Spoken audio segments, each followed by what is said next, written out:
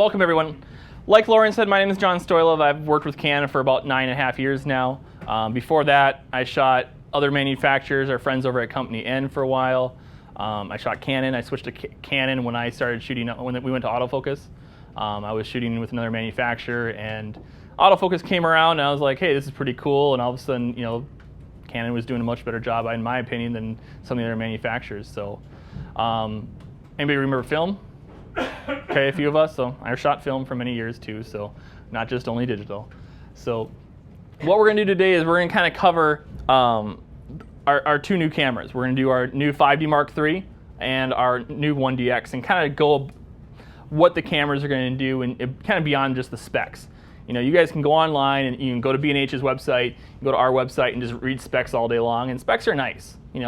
The marketing people love specs, the engineers love specs, but really in kind of a real-world comparison of the two cameras to kind of see what's going to fit your lifestyle. So 5D Mark III came out a few months ago, and then we have our new 1D X. And the 1D X is our new pro camera that is combining two of our older pro cameras. This camera does replace both the 1DS Mark III and the 1D Mark IV. So this is now and that's what kind of the X is standing for. It's kind of a crossover camera for both of those pro bodies.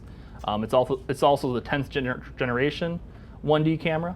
So we've had our 1D series around for a long time. In the Japanese world of numbering, always the smallest number is the best. So that's why our 1D cameras are always our top of the line cameras.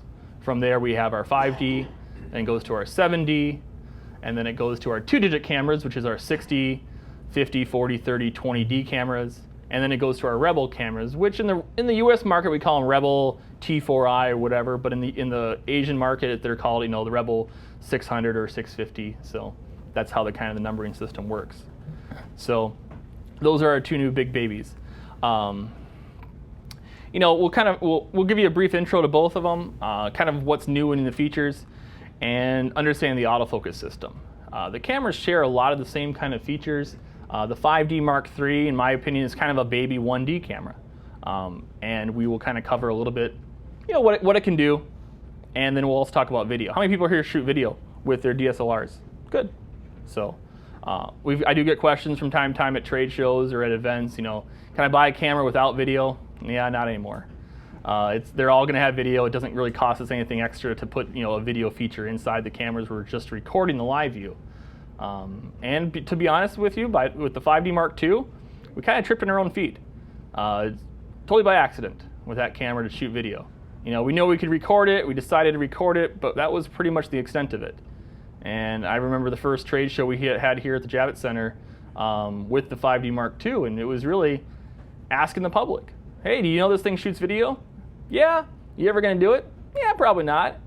And then, Vincent LaFerre and a few other people started shooting some videos and said, hey, this is pretty good.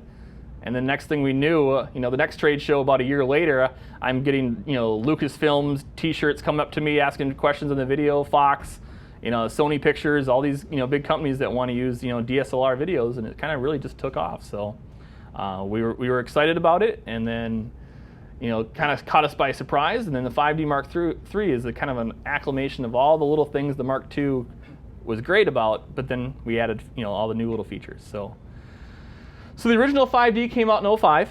That was a big step for us because it was our first kind of small compact camera with a full frame sensor. And that was a big groundbreaking camera for the wedding and portrait industry. From there, like I said, we had our 5D Mark II, which took a lot of the features from the original 5D, and we improved them.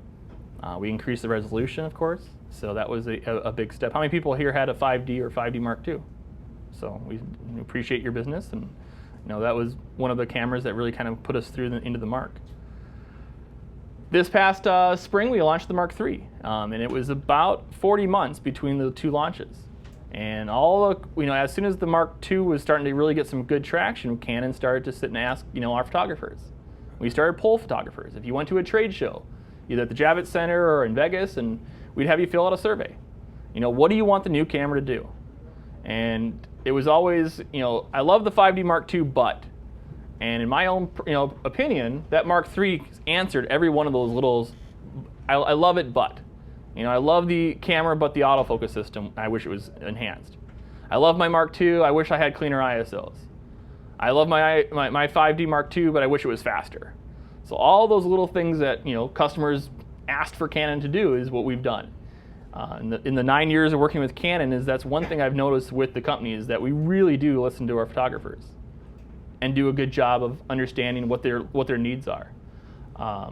One of the hits when it first came out, and this is the spec people, the specs are always nice, but it's only 1 million pixels more than the Mark II. It was 21 megapixel to 22 megapixels. But when we were polling the photographers, 80% of them overwhelmingly asked, you know what, the resolution's fine. I want cleaner ISOs. I want to be able to shoot at a higher ISO and have a cleaner image. If I need to print wallpaper, or if I need to print a billboard, I can run the file through a fractal program, an up-res program. 22 megapixels is fine. Nothing wrong with our friends over at Company N that have a high-resolution camera. It's a great camera. But ISO performance, this camera, the Mark III, is at least 2 stops cleaner than the Mark II at the higher ISOs. So whatever you had a Mark II, or if you borrowed a Mark II or had one, and you like to shoot at 1600 ISO and you don't like anything above that, well, now you can shoot at 6400 ISO. So it's one of those cameras that really is very, very clean. And if you either have one already or haven't played with one or have gone out in the store and tried one of theirs out, it's an amazing camera at the higher ISOs. Both stills and video. I should make sure that's completely said too. And some people will grab the camera and say, well, it looks nice, but it's kind of like the old one. You just retooled a few things.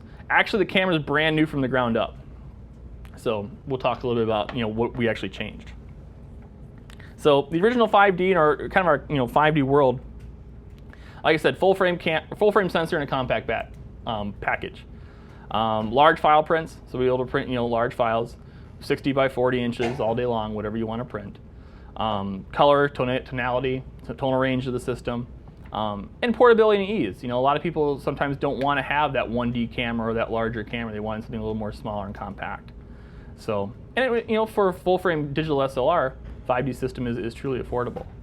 So, traditionally, 5D system is set up for our landscape, travel, nature, close-ups, macro, portraits, weddings.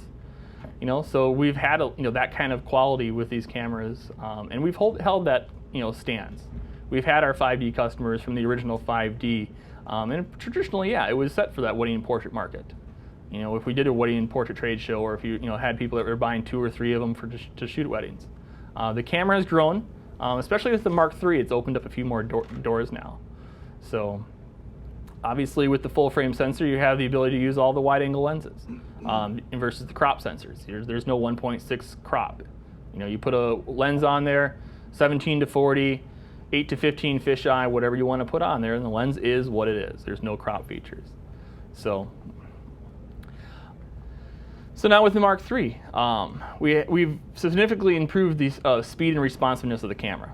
That was one thing a lot of photographers, and I shoot sports and aviation from either the ground to the air, from air to air. And yeah, the old one was about 3 and change in frame rates, pictures per second. It's about 4. The new one now, we can get up to about 6 pictures per second. So for a full frame DSLR at 22 megapixels, it's a impressive way we can get that kind of speed out of it. Plus the shutter lag is a lot less now too. One of the huge improvements of the camera is the autofocus system. When we first saw it, when we first saw the pre-production models come through from Japan, we were floored that we could take something that we had in a 1D X autofocus drive system and then put this into a 5D Mark III camera. We were very happily surprised. The rumor mills were running around that it was going to maybe have the 7D autofocus system or something else, and when we saw it had the 61-point system, which we love on the 1DX, it really did put this camera into a new market. So, a lot of people that shoot videos with the 5D Mark II. The latest movie, The Act of Valor, with the Navy SEALs, that movie was shot 95% with 5D Mark II, the whole film. There was one scene in there where they used a different camera. It was a very expensive camera, but 95% of that entire film was shot 5D Mark II. So, Hollywood has grasped the camera. You guys have probably seen Alex Borno, who's from Saturday Night Live. He comes in here and speaks from time to time. He uses a lot of 5D Mark II, 7Ds. The whole opening sequence for Saturday Night Live is shot 5D Mark II and 7D. About 60% of the TV commercials you see on television right now is shot 5D Mark II or a lot of the DSLRs.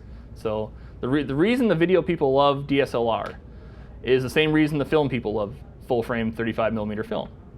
Is, you know, we have a large sensor, so we have a shallow depth of field, which was very hard to do in a camcorder or a movie camera even. We had the ability to change lenses. With a camera like the 5D series, you've got 65, almost 70 lenses now you can put on that, versus a video camera, you've got 1, maybe 2. And the ability to shoot available light. You know, you didn't have to light up a whole scene with LED lights or soft lights to shoot a scene. The high ISO performance of these DSLRs are so good that we can have that. So those are the kind of the key features. And we'll talk a little bit about what else the 5D Mark III can enhance too in video. So, and new professional features. The Mark III really kind of came down, and we took a lot of features with bracketing and with being able to change your file names, with being able to change your file folders and rename them and stuff in the camera that the 1D customers really liked. Also having the ability to put 2 card slots in it, you know, which the 1D customers have always been very happy to have. So let's talk a little bit about performance. The camera, like I said before, is 6 frames per second, and that gives us that ability to shoot and capture a lot of sporting events. Not too long ago, you know, even in the days of film, 3 frames per second, 4 frames per second was extremely fast film body. Even DSLR, you know, unless you were in the 1D cameras, you were kind of around that 3, 4, 5 frames per second. So having to shoot off 6 pictures per second, either in RAW or JPEG or both, does bring this camera in kind of a new market. We're not saying it's going to replace the 1D cameras and stuff, but you know, for having this type of series camera about double its frame rate has been a significant improve for us. Less lag time in the shutter button. So we have, you know, there's noticeable improvements in the responsiveness of the camera. So the camera itself, just the feel and the actual tap of the shutter is a lot quicker. So it's not just 6 pictures per second. It's also the whole entire system is more responsive to the camera system. So faster response. And you know, the entire character of the camera, like I said, has changed. So just picking the camera up even here at the store, behind the counter, be able to tap that shutter button, feel how more responsive it is. The body itself, the magnesium alloy shell body, has been retooled and rebuilt from the ground up. It's a lot stronger than the initial 5D. The outer shell is magnesium alloy, and it has a much tighter seal on it, so we can, you know, better weather improvements in the camera itself. So the camera has more extensive gasketing and sealing than the original 5D or 5D Mark II. So not that you have to memorize this graph, but you know, but the red lines are all, you know, is a better seal from the magnesium alloy, and the green is the, you know, high precision seams on it. So, you know, everyone asks me about, you know, well, how weather sealed is the camera? Well, the 1D cameras, yeah, you could be in a rain suit, you could be outside shooting, heavy downpour, go all day long, no problem. The 5D cameras, the 7D cameras, as long as the flash is down, because if the flash is up on a pop-up camera with a, you know, like a 7D, water starts pooling inside there, that's where you can kind of get into some problems. But if the flash is down, on a 5D Mark III 7D camera, my rule of thumb is simple. And don't quote me on this, and don't, you know, go into Jamesburg and say John said this or whatever. But for the most part, what you're wearing right now, you know, none of us have like a slicker jacket on, or just what we're wearing right now. If it's raining outside and you're taking pictures, you're fine. And it starts, and you're wearing what you're right now, and you're like, you know what, I'm getting kind of soaked. I need to get out of the rain, or I need to go put a jacket on, or find an umbrella. Then you probably want to find an umbrella for the camera, or put a jacket around the camera. That's kind of the best way for me to explain it without going into, you know, drops per inch per hour per, you know, milliliters and what the rating of the camera. I've just always told people, if you're whatever you normally wear, and if it starts raining at your kid's soccer game, you're shooting pictures, you're like, I'm getting soaked, I need to get out of this. It's probably time for the camera to get out too. So they're not dunkable, so don't dunk your cameras. So, but you know, with the 5D Mark III, we did add some more gasketing and sealing. The hardest thing to seal is really the mode dial, any type of dial that's up on top of the camera. A lot of the buttons and stuff, I'll have rubber gaskets on it too. So, the 5D Mark III does have dual cards now. We have a compact flash and an SD memory card. So, you know, one size, you know, you don't have to just buy your one big card. You can put your dual cards if you want to, if in there. So both compact flash and SD. It is SD XC compatible, so pretty much any size capacity card that you want to put in there without using a hammer and a screwdriver, you're good to go. So, and with the dual memory card slots, just to kind of touch on, you can put RAWs on one, JPEGs to the other. You can do, if it's a once-in-a-lifetime shot and you want to back up, you can put 2 comparable size cards in there, and whatever you take a picture of, it'll just double it and put it on the other card. You can fill one card, it'll obviously dump to the other. So, in certain situations where you can't open the memory card door. My shooting experiences in the back of a biplane that's open air, I don't want to start switching cards out when I'm in the air. So you can just put 2 large capacity cards inside there and shoot to them. So, all right, this is one of the biggest advantages of the camera. And we'll kind of cover on what the system can do and how it differs a little bit from the 1D X. So this is one of the biggest advantages of this camera is the autofocus system. And the accuracy has increased dramatically. So not only do we have more points, and sometimes the marketing people love to say we have more points, and some photographers are like, great, I don't care if it has 1,000 points on there, I'm only using the center. So it goes both ways. So having the 61 points is a big advantage in the way you can use them. So not only is there more points, but how we can actually use and control the points themselves has been dramatically changed. And like I said, it's probably the biggest upgrade for this camera is having this brand new autofocus system. And for the most part, yeah, it's just like the 1D X. So low light responsibility is one of its biggest keys. That was always a hit on the old Mark II. Well, especially for the wedding and portrait industry, especially in like lighting situations like this, where it's a reception type lighting or a low light situation, yeah, the camera hunt and pecked a little bit. The 5D Mark II's autofocus system really was kind of brought out, and we've had that 9-point autofocus system for years. So, and at that time, that was the best thing we had other than going to our full 45-point pro body system. So, but this new 1D Mark III system is precise, it's fast, and it can track. And that's one of the big things on this system is how fast it can track. So it's wider. It covers more range than the old system, either the 9-point or the 45-point system that's in the old 1D cameras. So it's the widest coverage ever in any type of full-frame Canon camera. So 41 of the points are cross-type. So when we talk about a cross-type autofocus point, it means there's a vertical horizontal sensor and a horizontal and a vertical sensor on that system. And 41 of them are cross-type. So you can now use any of those cross-type points. On the old 5D Mark II, we had 9 cross points. So here we have 41 that are all selectable. Of the 61 points, the ones that don't have those little box or little pluses on them, they're single line sensors, and they're sensitive up to 5.6. So one thing when you first pick up a 5D Mark III and you look through it, you notice the viewfinder is bigger. So we're now at 100% viewfinder. So great contrast between brightness and shadow detail.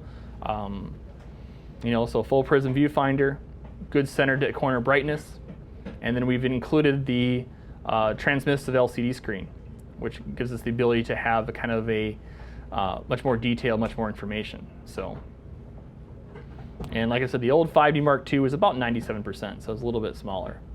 So full field of view, 100% left to right, top to bottom. So great for landscape shots. You actually, you'll see exactly what you get when you look through the viewfinder. Having the transparent LCD allows us to put grid lines on the viewfinder. So as you pull it up to your eye, you can see the grid lines. The flexible display is kind of a heads-up display. You can see all the points on there if you want to. You can say, I just want to see the points that I'm using. So you can really customize what you're looking through when you look through the camera. The on-demand grid lines, you can pull those up if you want to. You can also program the camera or reprogram one of the buttons to be an eye level level. And the level works like a bubble level. So here you see we're tilted to the right a little bit, and those little boxes, you have more on the right. So if you tilt the camera to the left, you start bringing them back down and less bubbles till you get one bubble in the middle, or one square. And this will work left to right, up and down too. So it's nice to have an eye level viewfinder. This is the same thing the 7D has, and the 1D X has this also.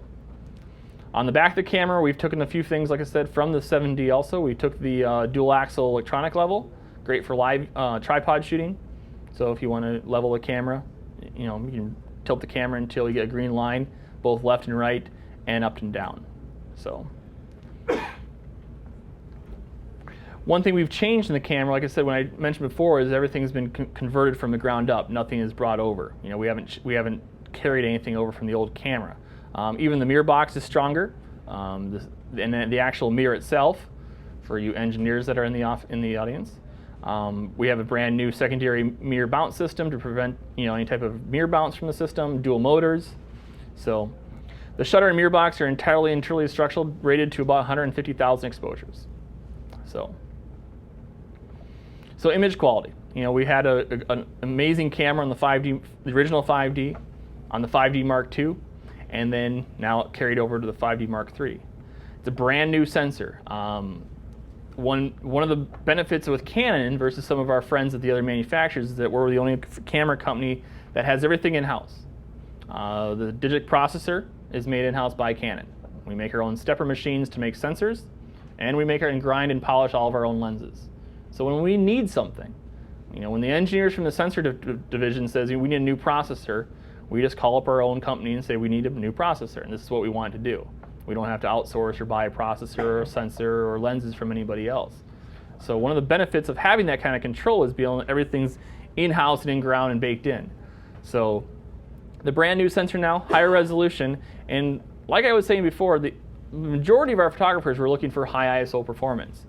And the emphasis on this sensor was high signal-to-noise ratio. So big improvements. And like I said, a good, clean 2 stops of ISO performance, both in stills and in overall video quality. We also want it to be much faster.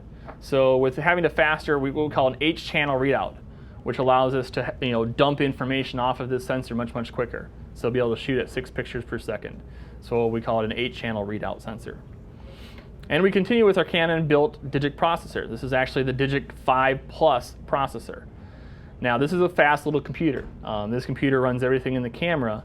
And from the old DIGIC 4 processor, this processor is 17 times faster than the DIGIC 4. So a lot more RAM, and it's much, much quicker. So the processor, like I said, when we're shooting images, this is where we actually can have a lot of control of our image quality coming out of our cameras. Not only do we make our lenses, we make the sensor that collects the light and converts it to digital signals. We have the processor also that can convert that into an image on the camera. So extreme detail. And we've been very the public that's been shooting with it, friends of mine that shoot Canon, friends of mine that shoot other brand manufacturers that have shot this camera, have been very, very impressed with the detail, color, and the complete tonal range. So, and having the ability to shoot ISOs not only in the high range but also in the low range. So we want to be able to, for the studio photographers that are shooting at ISO 100 or 50. So having that kind of complete range. Now, out of the box, the camera is rated at 100 ISO up to 25.6. And for the most part, this is back to kind of, however you guys want to read into it. But for the most part, marketing people, we love to say the camera goes to 102,000 ISO or 204,000 ISO. On all the manufacturers, from us and from our friends over at Company N, Company S, Company O, whatever the normal range that comes out of the box is probably what I would tell a photographer. You know what? You'll have no problem shooting anything in that range. Yes, you can expand the ISO. You can go into the menu system and say, okay, we're going to go into the overdrive mode. And then now we can go from 50 ISO to a low up to 102,000 with the ISO expansion. Are you going to see noise at 102,400 in ISO? Of course. I'm not going to stand up here and lie to you and say it's clean as butter. But I do really like the ISO quality. 12.8 is stunning. 20,000 is amazing. So from where we shot, our film guys, how many people shot 800 speed film? 1600 speed film, and we were shooting, it looked like newspaper print. So from where we've gone in 10 years in digital image quality is amazing. And having the ability to shoot with available light. And as much as we pride ourselves on available light, we'll talk about speed lights this afternoon, having the ability to add more light. But just the available light shooting of these cameras has been growing into this industry as one of the things people come to Canon for, is our image quality. So this shot you're looking at right now, 5D Mark III, 6400 ISO. So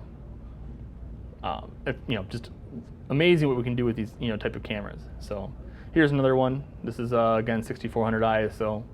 with a 16 to 35 millimeter lens at about 1/5 of a second. It's going to look a little bit better probably on the TV screens than on the projector, but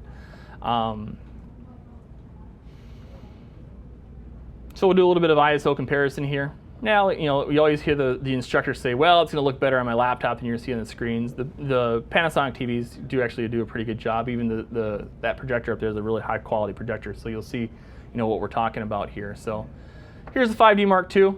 Now, it's the image by itself, without cropping in and being a pixel peeper, looks amazing.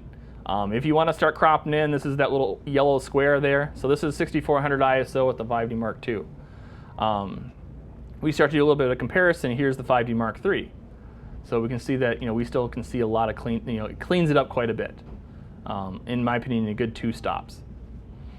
So if we crank the ISO up, here's 12.8. Now we're going to start getting into kind of the noisy stuff about 25.6. And you can see that the 5D Mark II starts to break apart pretty quickly and easily. So I'll back up down here. Here's 12.8 again, and then there's 64. So pretty impressive little camera. One other thing we've added to this camera is actually chromatic aberration correction. This is not that there was a huge problem before, but the fact that, you know, if we crop in here, you can start to see, you know, where the correction's turned off, where you can see some purple fringing, different areas of the photo.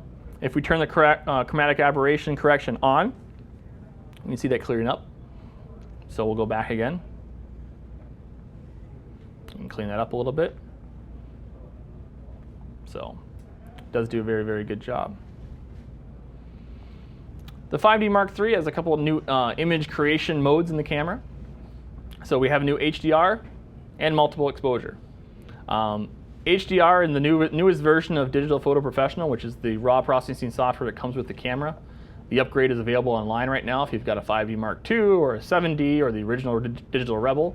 The software does have HDR in the software now too, so if you want to do HDR with your 60D or 7D, Rebel, T2i, T3, you can do that and use the Canon Digital Professional software and do HDR pictures. Are we going to compete with Photomatics? No, but if you want a free program that does a little bit of HDR stuff, it has a little bit of control, it's nice. The new Photo Creative button is on the back of the camera and it allows you to access the HDR mode, the multiple exposures. If you want to do multiple exposures with the camera, you can overlay stuff. You can add stuff to it if you want to. And it's also where you find the picture style, which is Canon's version of changing the film in the camera. The cameras we've had picture style since I believe the 30D was the first camera we had that had added picture style, and it allowed us to, you know, change the look of basically the film. If you shot portraits, you bought Kodak film. If you like landscapes, you probably bought Fujifilm. And we weren't able to change the film anymore, so you can't just swap out sensors now. So Picture Styles was developed to be able to change the look of the image coming out of the camera. And if you shoot in RAW, you can change it later. If you shoot JPEGs, it cooks it in, or bakes it in, we like to call it. And there's a standard, there's a portrait, a landscape, which will enhance blues and greens only. There's monochrome. For those of you who like to shoot RAW and like to edit in, you know, third-party softwares or even ours and say, you know what, I don't like to have the camera do anything, there's a neutral setting. If you're a videographer and you're, you know, editing through a non-linear editor, you can download from our friends over at Technicolor. There's a Technicolor, we call it a Cine style, which will mimic the Technicolor type of workflow.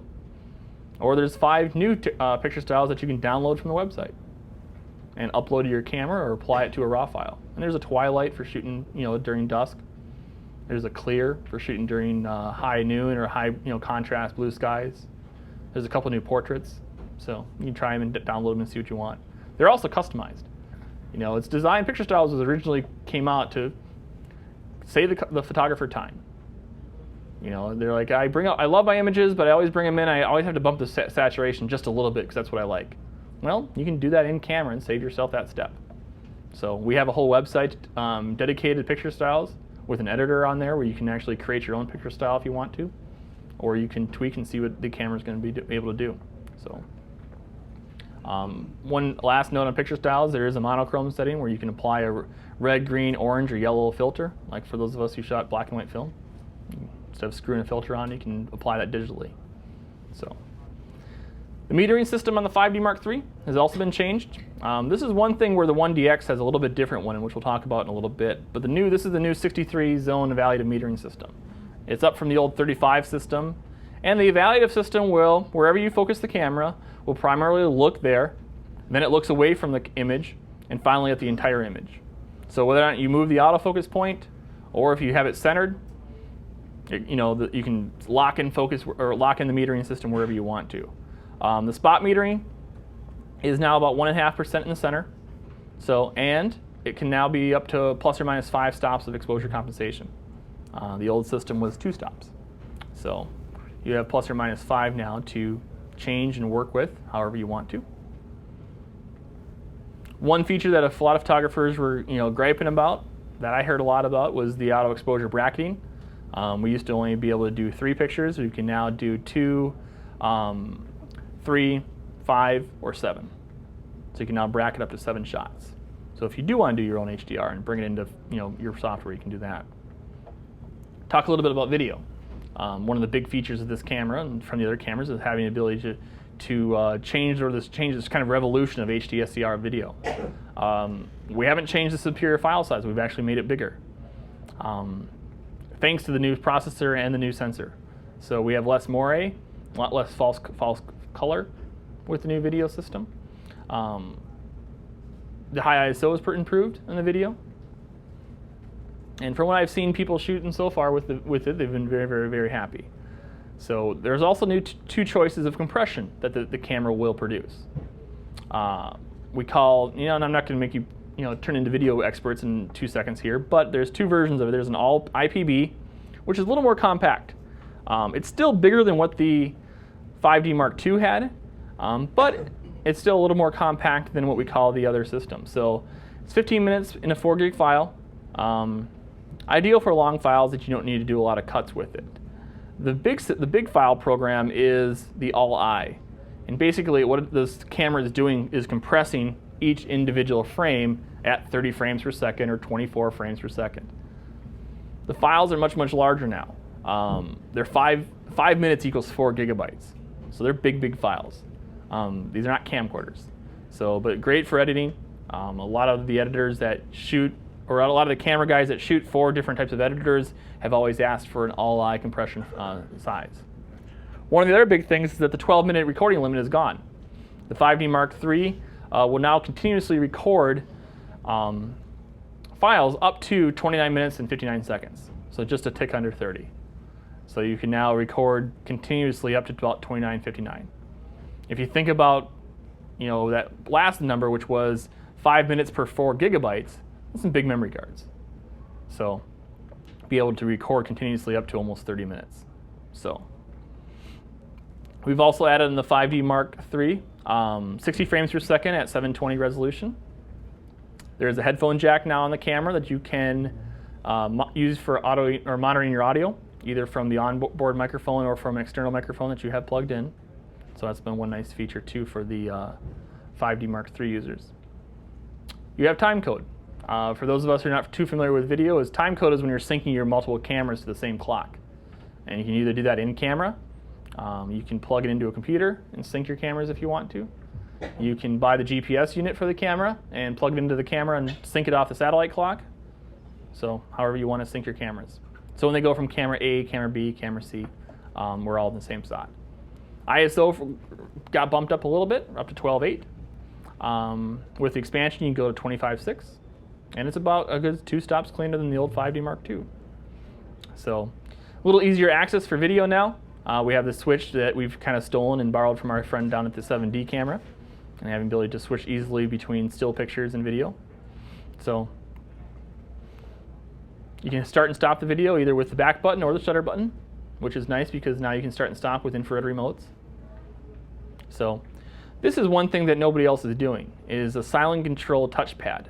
And you have to enable this. It doesn't come turned on out of the box. The really cool thing with enabling silent control is that rear wheel of the camera, which is that big back wheel of the camera here. While you're recording, if you need to change something, it's just touch paneled. For those of us who remember the old iPod touches or anything like that, there's no click, click, click of the wheels. So if you're recording, you're like, you know what, I need to change my audio levels. You can just touch this, it'll change it. Not where you're like clicking the camera, but it's literally just touch sensitive. If you need to change your aperture, you can just touch the panel. If you want to change your shutter speed, touch the panel. If you want to change your ISO or your gain, you can just touch it. So it's completely silent. What's that? It's like touch screen. Just like a touch screen. Barely just tap it. You don't have to push on it or anything like that. So, and that's just in the menu system. You just enable touch panel or silent control and turn that on. So, and that's done during the recording. So if you turn it on and you're like, well, I won't do anything. Well, it's because you're not recording, which means you can just use the wheels normally, and hearing that little click, click, click's not a big deal. But once you hit record, and then you press the Q button on the back of the camera, you can now touch that little panel or touch that wheel and have that kind of control. It's really cool. So the bottom line here, completely redesigned, and we completely changed it without losing any of its great appeal. So that's our fun camera, the 5D Mark III. Having the ability to have that kind of control. The battery system is the same batteries as the old 5D Mark II. There's a new battery grip available for it if you want to put a battery grip on the camera. And we have the accessories like the Wi-Fi transmitter, GPS unit available for the camera also. So now let's cover a little bit on the 1D X. So the 1D X is going to be our new top of the line. And like I said before, this is the camera that's replacing both the 1DS Mark III, which was our full-frame flagship camera, and our 1D Mark IV, which was our kind of photojournalism sports camera. So, combining both image quality and speed. So, nearly to meet any professional challenge. If you're going to be out shooting, sports, or if you're going to be shooting a wedding, or if you're going to be shooting, journalistic types of work, this is our new kind of full frame, flagship. So some of the highlights, of the camera, other than it just being completely awesome, is our full frame sensor. Now, again, our photographers, I know our 1DS was a little higher resolution, but again, with having the 18 megapixel full frame sensor, this camera is actually about a stop cleaner than the Mark III. So this is the best high ISO performance camera in the Canon EOS lineup ever. 61-point autofocus system, which is a little bit different than the Mark III and a couple different features which I'll talk about. Completely new 100,000 pixel RGB metering system. So the metering system in this camera is phenomenal, and it's very customized. You can change a lot of things on this camera. You can link the spot meter, and we'll talk about that in a little bit too. It's also the world's fastest pro DSLR with 12 frames per second with AF. I don't care if you're shooting RAW or if you're shooting JPEGs or if you're shooting RAW plus JPEGs with tracking something, no problem. It does have an overdrive, which I'll talk about in a little bit here too. So, full magnesium alloy chassis with an all-metal mirror box, so it is more durable than the Mark III. Gasketed and sealed at over 70 points, so if you put your rain jacket on, you can stand outside and shoot all day long, no problem. So, along with the new chassis, we also have a brand new shutter.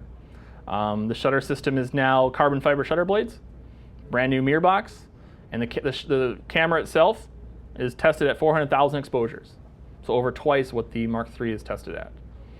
So if you shoot a lot, this camera is going to last you for a long time. Brand new viewfinder, so 100% field of view, excellent magnification, and it will support focusing screens even with the LCD viewfinder overlay. Image quality, brand new sensor. So again, Canon made sensor. This is an 18.1 million pixel sensor. Completely new from the ground up.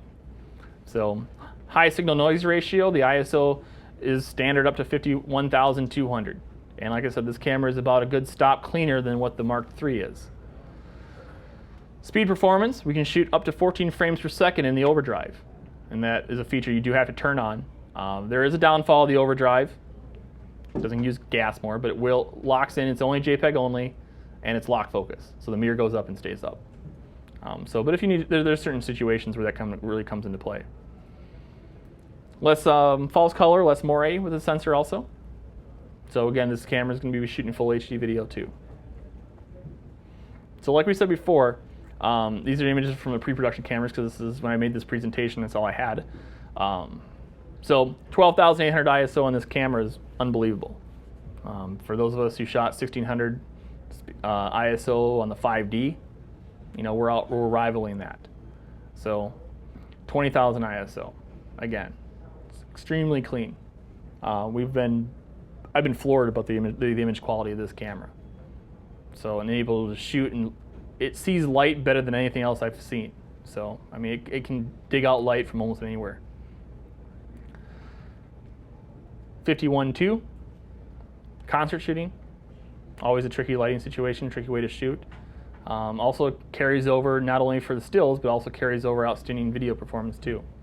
So this is a big ground-changing camera for image quality. So ISO range out of the box, 100,000 to a nosebleed, 51,200. If you want to crank up the expansion and go into the cheap seats, you can go all the way up to 204,800. Will you see noise at 204,000? Yes. I'm not going to lie to you. But it is at the normal range expansion, or without the expansion turned on. Obviously, it's better to get the shot and have some noise than not to get the shot at all. So the camera has the same multiple exposure system that the 5D Mark has. So you can do multiple exposures, you can combine your shots and stuff. It does not have HDR in the camera. On the 1D X, you can do it in the software if you want to. Dual card slots, just like our previous cameras, however, now they're dual CF cards. So 2 CF cards in this camera that you can do, record to one card at a time, do your multiple cards, automatically switch to the second when the first card is full, RAWs to one, JPEGs to the other, whatever you want to do. Camera still has 3 file sizes for RAWs, just like everything else we have, down to the 7D, so, and different JPEG qualities too. So, and you can do your multiple backups too, so either for stills or video. Couple new ports. We have a new port in the camera that's either going to be an 802.11 ABG and N Wi-Fi adapter. There's also a GPS unit that you can plug into it. Both the 1D X's GPS or the 5D Mark II's GPS will give you longitude, latitude, altitude, and a directional compass, pointing which way you pointed the camera when you took the photograph. Mark III. What's that? Mark III. Mark III's or the 1D X's. The GPE2, which is the 5D Mark, sorry for all the numbers and letters. Someone gets paid by the letter and number, I think. So the 5D Mark III's GPS unit, which is the GPE2, is a hot shoe mounted GPS. That will work on the 1DX. However, if you want to use your hot shoe, there is a little dongle. I've got it actually here. We call it a peanut. This will plug into the side, data port of the 1DX, and will give you longitude, latitude, altitude, and a directional compass. The Wi-Fi transmitter looks the same, and this will plug it right in, and this will give you can shoot to a laptop for about 500 feet, and you can plug it in or log on to a network and have users log on to the camera, just like our previous Wi-Fi systems have done. You can have up to 3 users log on to the camera, surf the images, and download them. You can remotely fire and control the camera from over the Wi-Fi network too if you want to. So, or this camera now has an Ethernet port. So it's a 1000T based Ethernet port.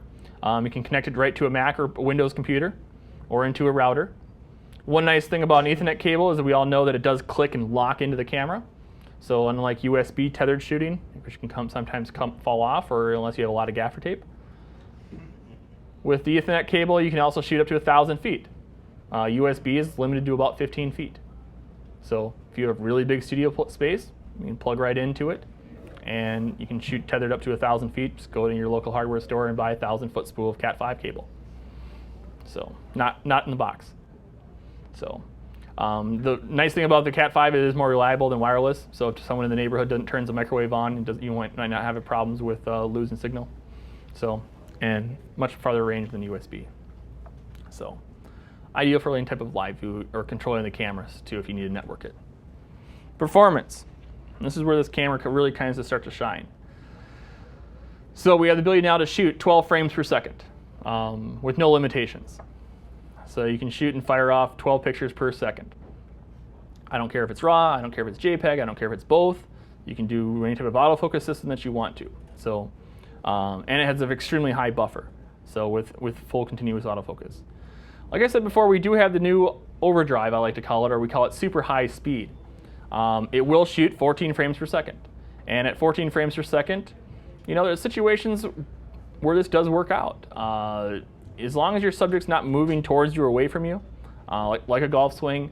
We'll see a lot of this during the Olympics on like a pommel horse or any type of situation where you just want to lock focus and then rattle the camera off. It is pretty impressive. So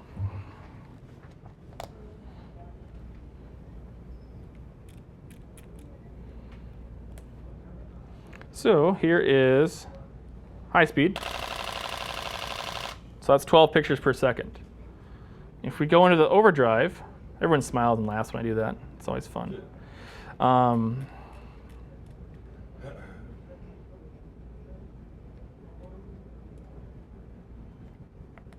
If we go into the overdrive,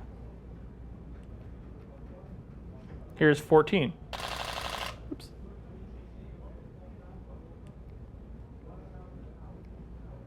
Yep. So a little faster. So if you need the extra little burst, you can get that out of the camera. So, and if 14 frames is fast, 14 frames per second isn't fast enough, switch it to video and you can record at 30 frames or 60. Which is kind of funny for those of us who remember the old original T1i shot full HD video at 20 frames per second. This is shooting 18 megapixels at 14 frames per second. So we're getting closer to beating them out. The only downfall, like I said, of the overdrive is the fact that it does lock the mirror up and your AF point is locked. You still have autofocus. I can focus lock onto something and pull down the shutter and it just will rattle off its 14 pictures per second. And it is JPEG only. You can shoot full resolution JPEG, of course, which is 18 megapixels, but no RAW is available in the overdrive. So, but as long as the subject's not moving towards or away from the camera. I've done this on downhill ski race, you know, locking onto a ski pole on the gates as they come down on a downhill ski race. And as they come through, just rattle it off. I can, you know, pick and choose which one I want. So, the other half of the 1D X, performance-wise, you know, the autofocus system, and like as we were talking about a little bit this with the 5D Mark III, is the ability to track and to hold on to subjects. It's amazing 61-point system. The photographers at some of the big box places like Getty and ESPN, SI have been floored with it. Its ability to quickly lock on and track a subject and have the capability of control it and to modify it is amazing. So, a couple differences. The 1D X has a 100,000 pixel RGB metering system. So, what does that mean? You know, this is just, it seems it's a bigger number, so it must be better. If all the autofocus point systems are active, the 1D X's system can identify color, size, shape, and shape of the subject and track it, which this is where it takes its one step beyond what the 5D Mark III can do. So if it will lock and it can learn, track, and look onto subjects, especially with color or any type of subject mattering. And Canon calls this intelligent tracking and recognition. It will track with the color, so like the red, you know, shirt of the biker, or it will work with face detection. Now this isn't live view face detection. This is through the eyepiece. This is the actual autofocus system can detect a face through the metering system. The camera has dual DIGIC 5 plus processors that run the camera, and it has a DIGIC 4 processor that runs just the metering system. There's 3 processors in this camera running, and that extra processor is just running the scene analysis system, which will track and follow a subject. Whether it's an outfielder running towards a baseball, whether it's a young lady diving for a volleyball, it can track and follow it. And this is where this camera can jump above what the 5D Mark III can do, is having this type of scene analysis system. So it uses facial recognition during the actual, basically there's a mini camera up in the mirror box looking at what you see, is the easiest way to kind of explain this. So dual DIGIC 5 plus processors. So we're running dual processors here, and then we have that third processor that's running just the metering system. So 100,000 pixel RGB metering system. Like I said, it's like a tiny little mini camera up in the metering system, or up in the mirror box, that can look at light. The most advanced system we've ever had in any type of camera. One other kind of cool thing with the 1D camera is the fact that you can link spot meter to any of the 61 points. So not only is it dead center, like we have on the Mark III, or any of the other previous, like the 7D or the 60D cameras or the Rebels, the spot metering here can be linked to any of the 61-point systems. And the cool thing is that you can combine those points. You can take multiple readings. So we can do one of the water, shoreline, different parts of the water, and what we do is multi-spot metering, and it'll do up to 8 readings, and then it'll average all 8 by the camera and take the picture. So you can just click, click, click, click, click, click with the little button, spot meter button, just move your autofocus points around, and then take the photograph, and it will link them all together. So it also works with flash. So you can take multiple spot flash metering readings and look at available light coming through these windows, fill flash, the average light of the church, and combine it all together. And it's amazing what we can do with ETTL with this camera. So which is right for you? Hopefully both. And you all need a backup. So we'll say 2 of each. Wrap them up. Wrap them up, box them up. So no, really, what does it come down to? As a difference in cameras for you guys. So 5D Mark III, yeah, a little higher resolution. So we're gonna go from 18 to 22 megapixels. Greater fine detail. In the nothing to take away from the 5D Mark III image quality. If you are going to be working primarily in the high ISO ranges, anything above about 20,000 ISO, the 1D X you will see a difference in print. Image quality control, we have full range, including the in-camera HDR, which is kind of a fun feature. HDR isn't anything new. We've had it for years. We've bracketed, we've HDR'd and stuff like that. So in-camera HDR is a lot of fun. It's one of those things that's like kind of a consumer feature, but it's kind of a neat little feature, so you can do it. You can do it with software, of course, which we've been doing for years. So, but the 1D X does have the multiple exposure modes. Body and size straight. This is one of the big things because you pick up the 5D Mark III. It's a nice little lightweight camera. It has an extremely solid feel, especially from the old Mark II. The actual grip itself is a lot larger and a little beefier than the Mark II. The 1D X does obviously have its 1D feel like a big heavy camera. I have a little lady down in Florida who shoots weddings. She's 82 years old and still shoots weddings every weekend. She has 2 1D cameras, and last trade show she comes to every trade show. And last one here at the Javits Center, she comes up and someone will pick up a 1D camera and say it's heavy, and then she's standing right there and she's like, I carry that camera all day long. I have a 2-pound dumbbell and I do 20 reps a day, and I can carry my camera. It feels light as a feather. She says that every year. But it's as a 1D camera, we're always been familiar with the 1 series cameras. So it has that solid feel, the vertical shutter button with the integrated vertical grip. So, and it has a vertical joystick now too. So performance, nothing to shy at 66 frames per second. It's a significant boost over the 5D Mark II. I was at an air show Sunday before I flew out here and was shooting 6 frames per second. Got some really, really nice shots, so wanted to test it. But if you really do need to, shoot, and if you like to machine gun and you like to look at a lot of photos, we have the 12 frames per second 1D X with its overdrive at 14. One cool thing with the Mark III that it does have a silent continuous drive. And silent continuous drive, so we'll just turn this is 6 pictures per second.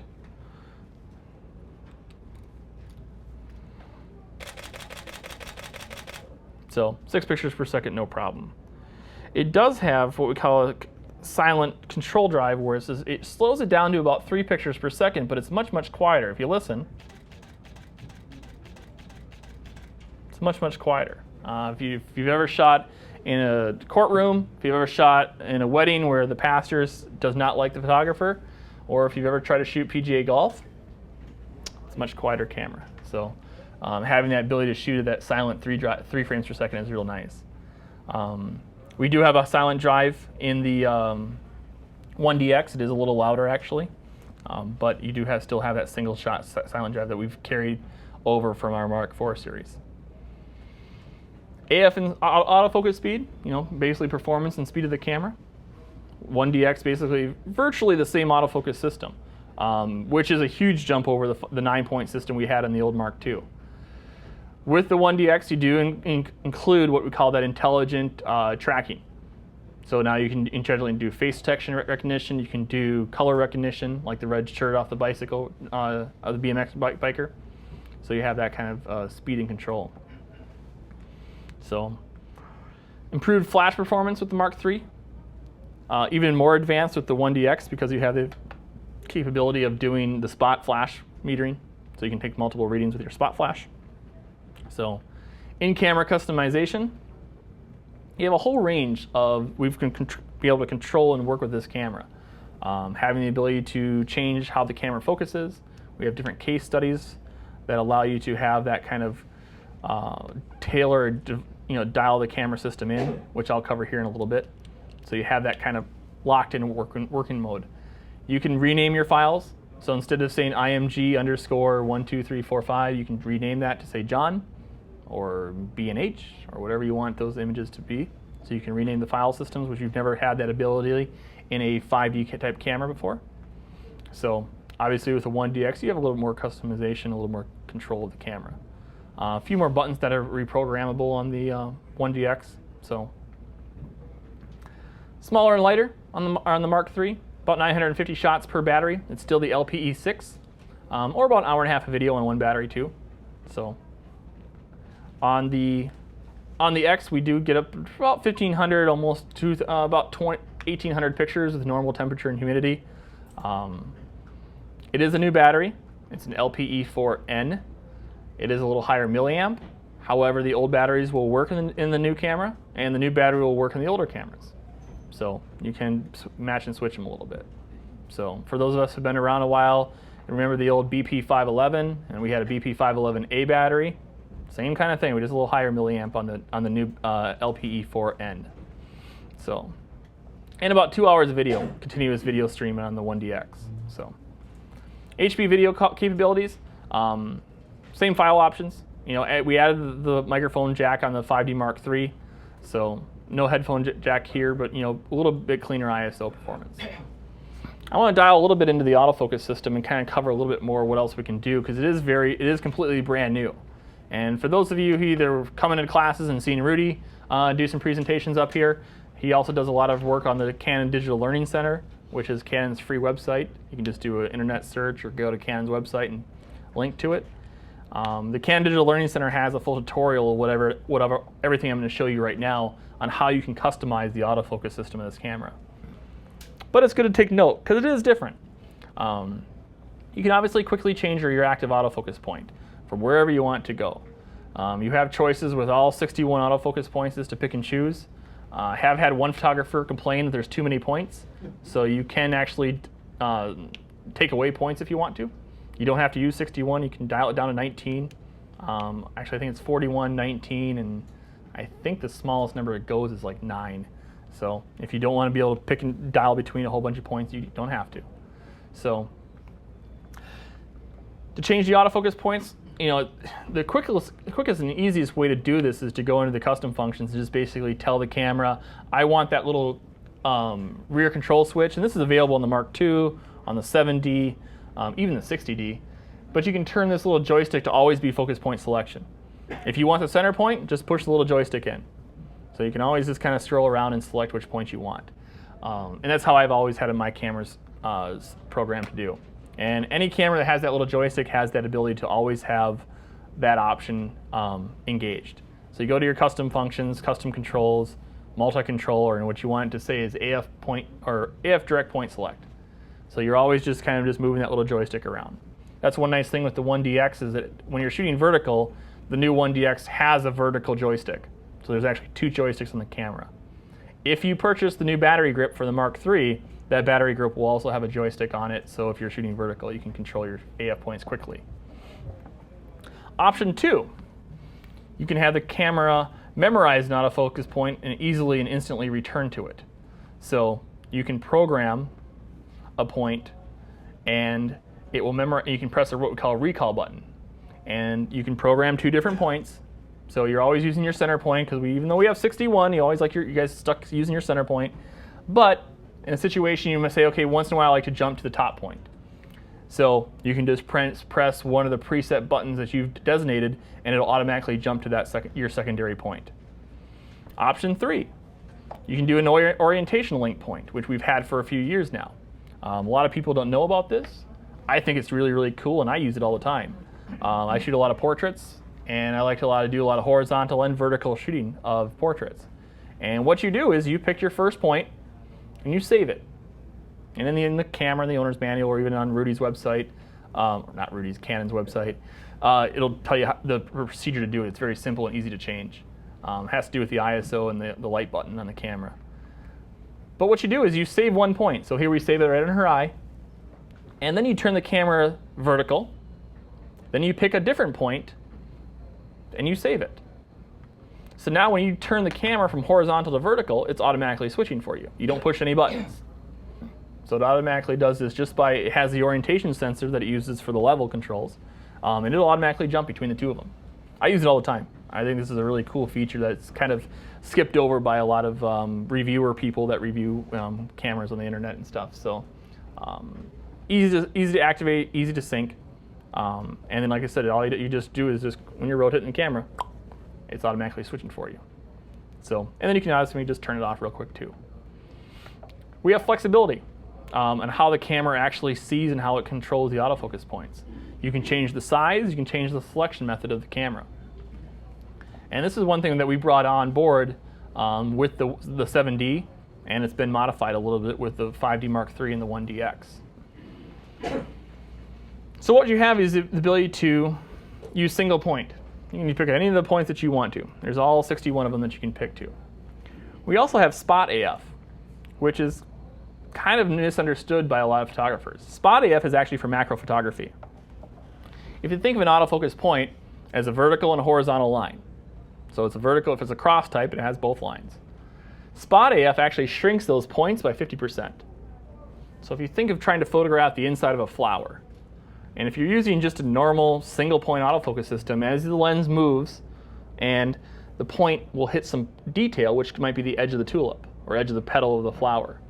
With Spot AF, by being able to shrink that autofocus point sensitivity, it can now dive into smaller and higher detail areas like the inside of a flower without having to stop on the petal either on the outside or the inside of the flower. So Spot AF is really, really cool. Doesn't hurt to always use it if you want to. It just realize that your point system is a lot smaller now. For tracking, we have AF point expansion, which means you're still using just the center autofocus point. That's where your camera is going to be sharpest. However, you can activate these 4 little outer points, and you can move this around the screen, of course. And those outer points are going to be gathering data for tracking, for subjects moving away from you, towards you, left or right, whatever you want to do. Even on a wedding dress, and you focus on a solid white color, you can actually get detail information, maybe out of a fold, out of those other points. So those are little assist points that can be turned on to help out the system. You can either have 4 or 8, either one, whichever you want to. But you're still the sharpest part is that center. The camera's not going to focus on these little tiny outer squares, just that center part. And you can move this anywhere within the array. Zone AF works a little bit differently. Zone AF, you see that we have actually full-size boxes around each one. And you can move this array anywhere you want. But by turning the Zone AF on, you're telling the camera, I want you to focus on the closest thing to me within these boxes that have detail. So the camera might focus here. It might focus in the middle. It might focus in the lower right-hand corner. Whatever one has detail. So maybe you're focusing a bird in flight. And it doesn't matter really, you're just kind of trying to find it in the camera. You don't want it to search a lot. You just kind of give it a pattern area. Say, okay, disregard every other autofocus point except the ones that the center points have highlighted. And focus on the closest thing to me within these points. And you have then what we call automatic point selection, where all 61 points are active. And when all 61 points are active, you're telling the camera, okay, now pick the closest thing to me with detail within the array. This is how the cameras have worked in the green zone for years. All the points are active. and you're just telling the camera, I want you to focus on the closest thing to me with detail. It's gotten a few photographers into trouble because you think, well, I want all my points activated. I paid for 61 points. I want to use all of them. The only downfall of having that is that, let's say grandma's sitting on the couch with a bouquet of flowers in front of her. The camera says, OK, the flowers are closest to you. That must be important. I'll focus on that instead of grandma. Now grandma's sad. So that's how you can, the automatic point selection works. It does work very, very well, but just understand its limitations.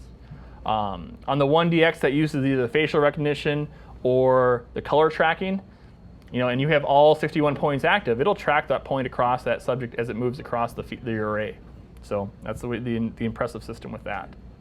So the system can be tailored for continuous movement. However you want it to shoot. Whether you're shooting movement of sports, racing, aviation, people, whatever you want to do. It's also much more dedicated or dialed in now that you can actually change basically the acceleration or deceleration tracking speed. So how fast is your subject going to be moving in or out? It's just more than just AI servo, which we've had for years, which was always our artificial intelligent servo tracking system. Now we can tailor it for the type of subject that you're shooting. And this is true both on the 1D X and on the 5D Mark III.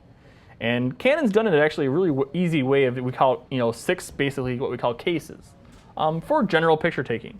Now there isn't a case system for basically a catch-all for everything.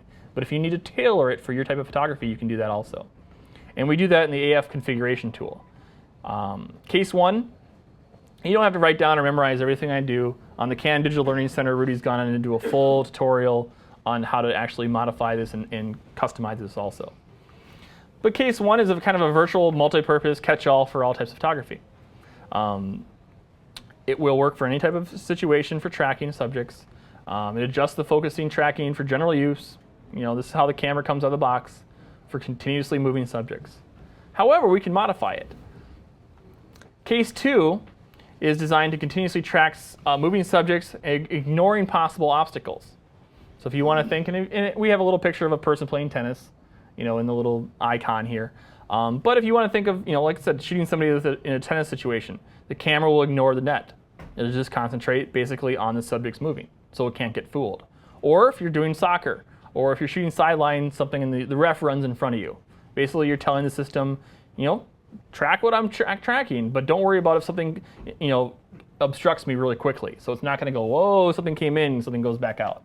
You're just going to be worried about focusing on your subject that is out there moving. This is one of the features that a lot of people have played with and have really, really liked. Because if you're shooting, your kids are running back, coming down the field, and the ref runs in front of you, the camera's not trying to focus back up on that ref. Case 3, instantly focus on subjects suddenly entering the AF points. So if something comes into your AF array very quickly, the system is anticipating that and waiting for it. And all these can be tailored a little bit if you want to.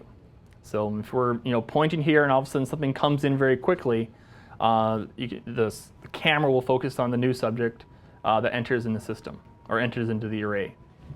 Case 4, we only have 6, so I'm not going to bore you for like 27 cases. But for subjects that quickly accelerate or decelerate, this would be maybe a soccer player running down the field that kind of stop. They accelerate and decelerate very, very quickly. This wouldn't be ideal for NASCAR. They're kind of running the same speed all the day long on the track. Go fast, turn left. So fencer, soccer player, so any type of situation there where subject moves very quickly and stops. Basketball player, so any sport that is designed for that kind of quick movement. So you're basically changing the characteristics of the servo system. So and the system is expecting the motion that will stop and start quickly. Because what the camera is doing is when you're taking pictures, it's going to anticipate where your subject's going to be from its previous speed. By telling it that your subject might move quickly or stop quickly, you enhance your chances of getting a sharper picture. Case 5, this is for erratically moving subjects, for any direction. Again, figure skater, so quickly direction left, right, towards you, away from you. Hummingbird, I've used this before. So anytime more than one point is active, the system will expect change from set left to right, up to down, back forth.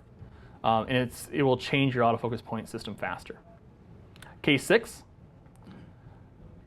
for subjects that change speed and move erratically. So this would be, a cyclist in the air, any type of high action sports. So, if you're going to be doing BMX races, basically anything at the X Games, but snowboarding events where they're going to be changing different speeds at different speeds in different directions. So when you're using more than one autofocus point system, the system will change to AF points faster and expect rapid movement towards or away from the camera. So, all right. Questions. I wanted to leave plenty of time for questions today, but question over here. Cross here, focus points versus the other. Could you just review that again?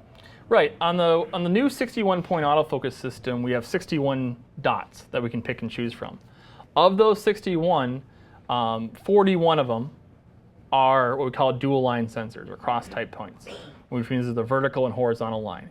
The importance of a cross-type point is that if I wanted to focus on the corner of this projector screen, I would need the opposite direction to focus on it. So I would need a horizontal point that can find detail. A vertical point would have problems trying to focus on a vertical line. A horizontal point will not. So 41 of those points are what we call a cross-type. And actually, of those 61 points, the center 5 in a vertical column are actually 4-line sensors. We call them high-precision sensors. So they're actually a vertical line, a horizontal line, and there's 2 diagonal lines, which will help with high precision when you're using a 2.8 or faster lens. So all 61 points are selectable. You'll have quicker accuracy or quicker acquiring with a cross-type point than you will with a single-line point. The 5D Mark II, all 9 points are cross-type, and the center point was a high precision that had the 2 extra X lines on it, basically. So we've just added more and more points and just more precision.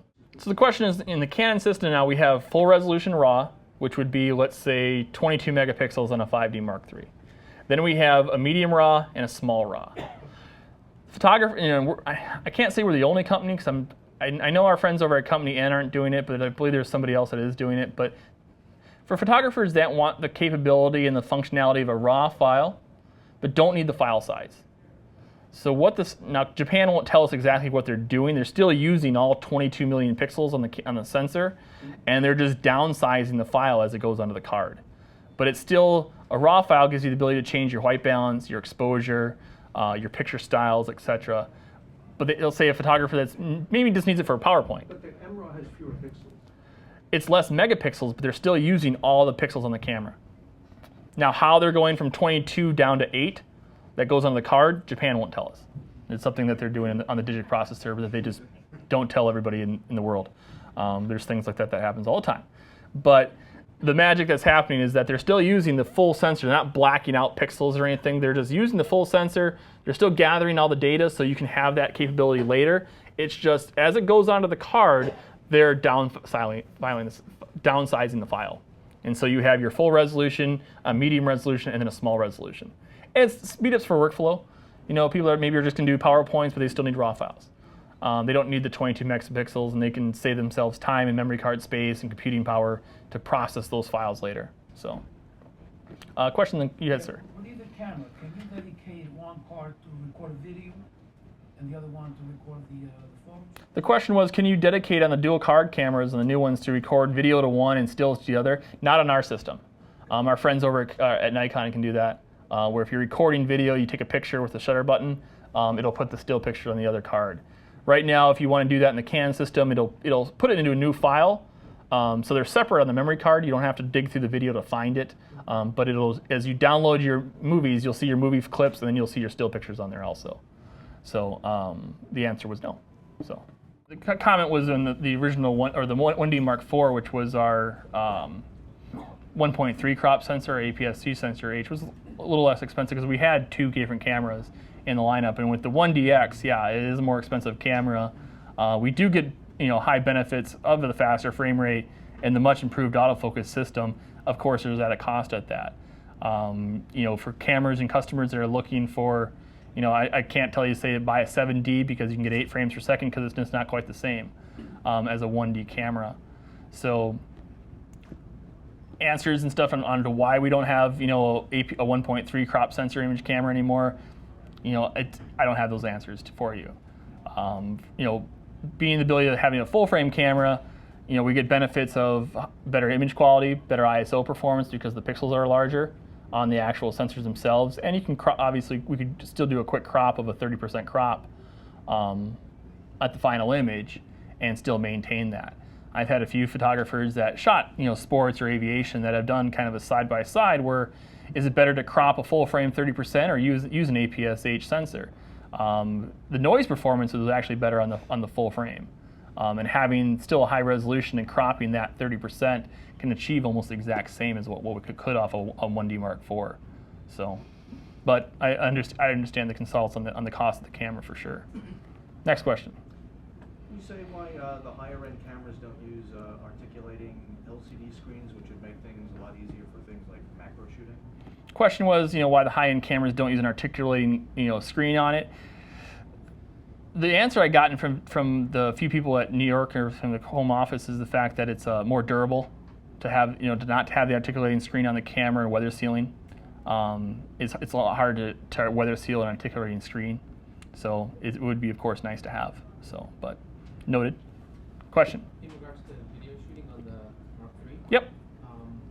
If you have two cards in, does it switch from one card to the other automatically, or does the recording stop and you have to start again? Question was with the dual card slots in a 5D Mark III, it works just like the 1D X did too, or the 1D Mark IV, excuse me. When you're recording with two cards in the camera and you fill one up, it will put the video clip on the secondary card. And it won't stop, it'll continuously record? I believe so, yeah. It'll continuously go to the secondary. I also have a second question. Yep. Video as well. Yep. I think it was in the Mark II when you had HDMI out to an external monitor. Mm-hmm. Once you started recording, I think it changed the resolution, I believe. Is that still the same? Has anything changed in the output? The HDMI resolution, when you the question was in the Mark II, when you engage recording, it would drop the resolution down in the HDMI.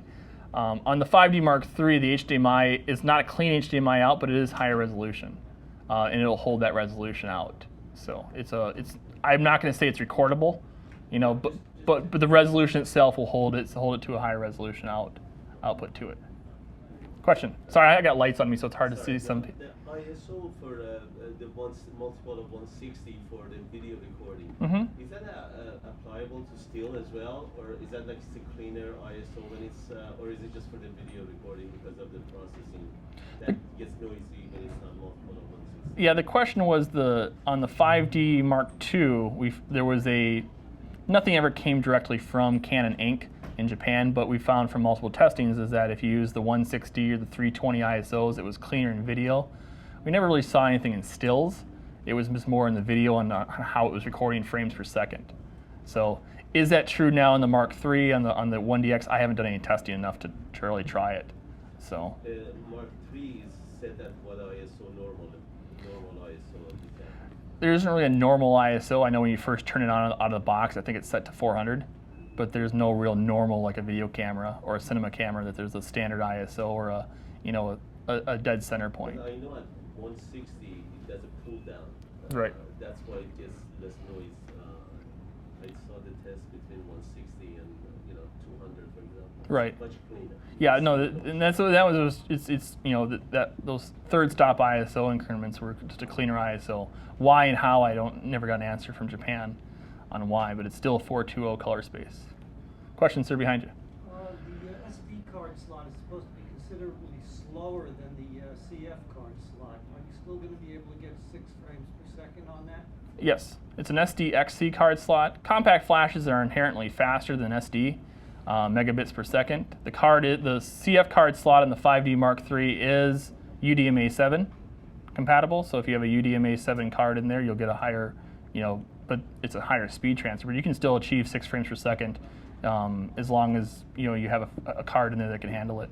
So as long as it's an SD, class 6 card or faster.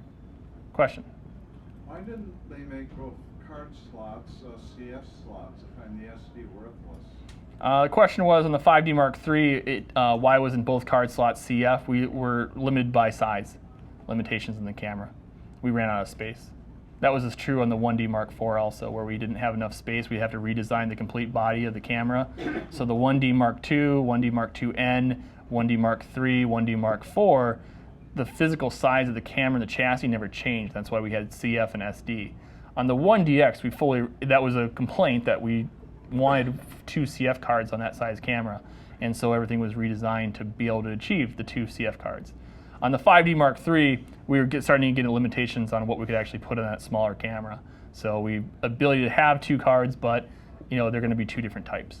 So, question. The silent shooting with the shutter release, where is that found in the 5D? On the question was, where do you find the silent control drive for the? Are you talking about the still pictures or for the video? To where you find the silent drive, it's just under the drive options, and you've got single picture, continuous high, continuous low, and then you'll see an S next to it. And S, there's either single picture or 3 frames per second. And on the bubble level, is that only for video or is that also? No, the bubble level, the bubble level for the viewfinder is for stills, Okay. or you can do it for video or live view. So Where is that found? the normal, basically the aviation type of style is just press the info button on the back of the camera 2 times, and that'll bring up the level on the LCD screen. If you want the viewfinder level, you have to reprogram either the multi-function button on top of the camera or the depth of field preview button, or one of the buttons to do it. And the icon looks like a little camera tilted sideways with a couple lines next to it, and that'll engage the eye level viewfinder. It will time out after a few seconds. Got it. On the 1DX, I read about the front buttons that are programmable. Yeah. You didn't mention those. What are they? They can take any function, basically? The question was, on the 1DX has a new set of buttons on the front of it, and also the 5D Mark III's depth of field button has been moved to the other side of the lens. Just to confuse it, but it's also programmable. So you can, with one hand now, you can access it. Before, the depth of field button had to be pressed by the thumb button. On the 1DX, we have 4 buttons on the front of the camera.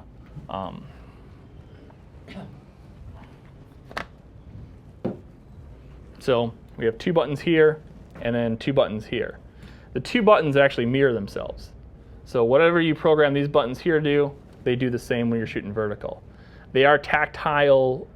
You know which one you're touching. One has a raised edge around the edge, so you know what it is. You can't program it to do everything. There's no coffee button on it yet. But you can program those buttons to do a multitude of things, of switching between RAWs and JPEGs, switching between one shot and servo. There's about, I would say on the top of my head, about 8 to 11 things that you can program those buttons to do. Same thing on the 5D Mark III. Depth of field button is now down here right in front of the camera, and is now programmable for the level or a few other functions of the camera. So if you're shooting one-handed, you can quickly engage or change those features. So more things you can customize. Question? Related to his, can you program them different if you're shooting video versus shooting still? The buttons? No. Whatever the options are the same for both videos and stills. Okay. So, and then you are locked. So whatever you program, the first 2, button 1 and 2, buttons 3 and 4 basically are the exact same. They're just we just mirror them, so when you're shooting vertical, you have access to it. In both modes? In both video or stills, yep. Question in the back again. Back to a broader question. I think you alluded to this, but is the dynamic range much larger on the Mark III than the X, or? Question was, is the dynamic range larger on the 3 versus the X? Dynamic range is about the same. I haven't gotten final testing numbers or anything on with the actual dynamic range. I don't think we've ever really truly got them from Canon Inc. The ISO performance on the 1DX is about a stop cleaner than the 5D Mark III because of the less megapixels on the chip. So. Compare high ISO and the noise as far as Mark II concerns and Mark III. Question was the quality of the images from the 5D Mark III versus the 5D Mark II on high ISO. I would say it's a clean 2 stops better. Now, what range would that be? It would be what you shoot. If you're like, some photographers will say, well, I love the 5D Mark II, but I hate it above 1600 ISO. And that's totally fine. I would just tell you now that you can shoot at 6400 ISO and get the same performance. So you get 2 stops greater. So the image quality side by side is 2 stops cleaner than the Mark II. The question was, is there any word on the 2 to 400 coming out? You guys might have to correct me on this. I want to say last winter, Canon announced in development a new lens. And it's got a lot of acronyms. It's an EF 200 to 400, f4IS-L with a built-in 1.4 teleconverter that you can engage or disengage. And other than that, that's about all I know about it. We haven't gotten anything else from Japan. I know they're working on it. It will come out. When, where, how, I don't know. I don't know price, weight. I don't know if it'll take a teleconverter on top of the built-in teleconverter, because basically there's questions that have come up and we haven't gotten answers yet. I haven't seen one yet. There's a little hump on the back of the lens, kind of where you mount it to the camera. And we've had this in our broadcast lenses because Canon makes a lot of broadcast lenses too. And most of the Olympics you watch this year will be shot through a Canon lens. But there'll be a little hump on the back of the lens with the lever, and you can engage a 1.4 teleconverter. And then you can flip the lens and it'll disengage it. So the lenses will come in and out of the actual array. So other than the fact that what you've read online or what you've seen is probably the exact same information I've had. So I did hear they're trying to get it out by the end of this year, but don't hold you to what I say. So the question was, in the back of the LCD screen, you'll have the little white box around there to show you the recording size of it and a little red dot. And right now, there's no way of turning that feature off. So, any other questions? Good questions, guys. Very impressed. Collect them all. So we've sold over 50 million EOS bodies and over 70 million lenses, and that's a great part to thanks to you guys. So I want to thanks either you if you've either come to a class with a Canon camera over the time, or have bought one, or recognized a couple there that you wish you still had. I want to appreciate you guys' your business, and of course thanks B&H too to have us come in and chat with you guys today. That's all I have for you today. I will be doing a speedlight class at 4 o'clock, so we'll talk about a little bit with the wireless speedlights, with the radio and the infrared, what you can do with them and how you can change them. So other than that, stay cool this afternoon, enjoy, and have a good afternoon, guys. Thank you. For more information, please visit us online, give us a call, or stop by our New York City Superstore. You can also connect with us on the web.